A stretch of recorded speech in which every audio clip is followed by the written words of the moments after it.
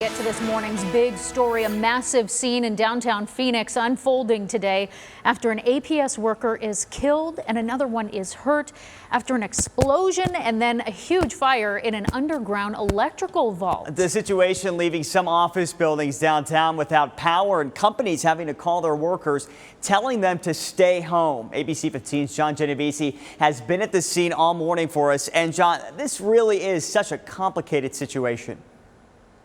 Well, it'll be a long day for firefighters and APS crews to get things back to normal. The cause of that explosion is still under investigation this morning, but we're told this all happened in an underground 8-by-8-foot electrical vault. Take a look. There are still a large number of fire crews out here on scene, and once they recover that worker's body, the next step is to assess the damage and figure out how to get the power back up and running. Now, this all happened late last night near First Avenue in Washington. We're told those two workers were performing some scheduled maintenance when something went wrong. That electrical vault supplies power for several of the tall office buildings on this block.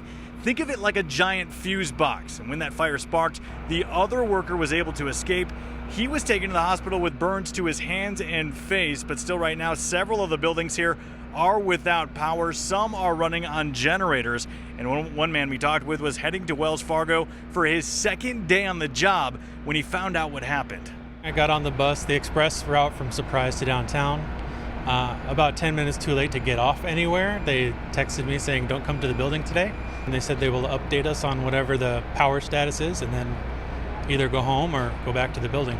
Now, fire officials expect the power at some of these buildings to be out for most of the day. As for a secondary explosion, we're told they actually went and checked out some of these other electrical vaults with APS crews to make sure they weren't getting overloaded.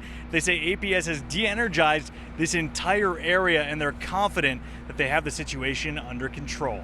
For now, in downtown Phoenix, John Genovese, ABC 15, Arizona. John, thank you. And there are a lot of closures because of this situation. Since this morning, we've learned that no court proceedings or other business will be held at the Maricopa County Superior Court. However, employees are still expected to show up for work today. And that's not the case for a lot of other businesses downtown impacted by this tragedy. APS telling us they really don't know when exactly the power will be back on.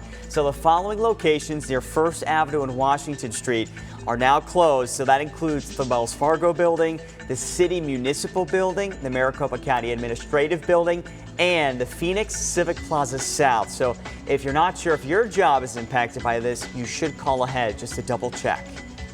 Well, now, of course, this is a map here of all of the road closures in place. First Avenue, it's really an overhead view of so that you can see really where the explosion is. First Avenue is closed between Van Buren and Jefferson Street, Monroe, Adams, Washington Streets. Those are closed between 2nd Avenue and Central. So really just focused on that center core there.